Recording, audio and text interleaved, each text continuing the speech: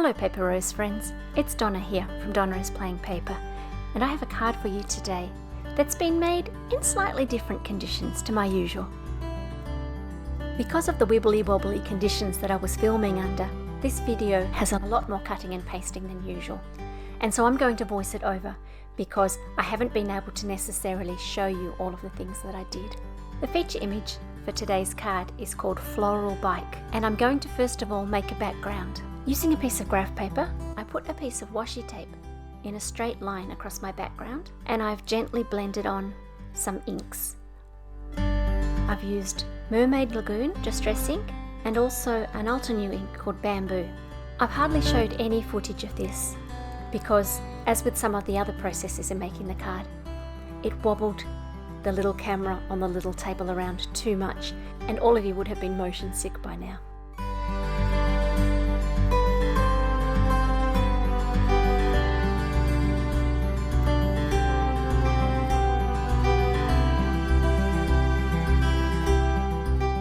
Once I had the background and the grass done, I pulled out a Christmas stencil. This is called the Christmas Tree Builder, and by masking it off at different heights, I've blended a pine tree in the background on both sides of the card.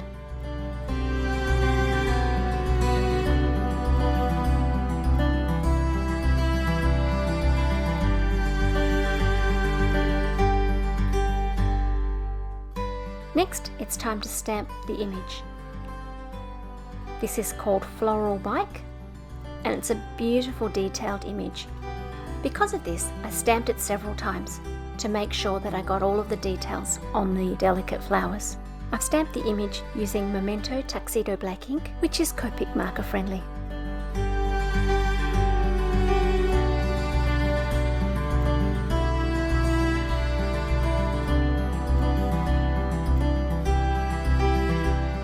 I'm going to use my Copics to colour this, but because each little part of the image is so tiny, I'm not going to do any Copic blending. I've just grabbed a bunch of nice clean bright colours that aren't going to clash with the blue coming through from behind, and I'm adding a single colour to each of the different blooms and leaves, and also across the bike.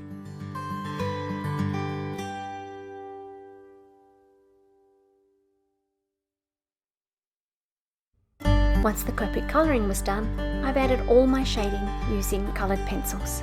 For each of the flowers, I've chosen a slightly darker shade, sometimes of the same colour, sometimes just of a similar colour, starting with the areas where I think the shadow would be, and then blending out to nothing so that just the marker is showing on the light parts.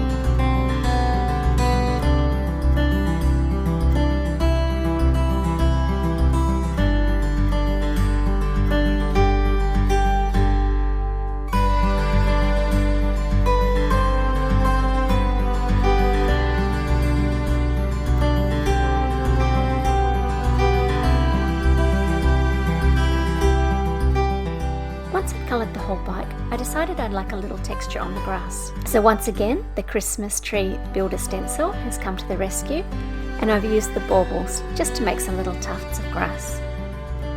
The sentiment comes from All the Thanks mini stamp set, which is a small set with a really good price point, and I've stamped two parts of the sentiment across the card so that the eye will travel and take in the whole picture. I've used the first pencil that came to hand, which happened to be a blue, to do a little bit of grounding shadow so that the bike didn't look like it was floating in thin air, and I've mounted the whole card onto some blue cardstock. It's a simple card, but this beautiful image means that it's always going to be pretty.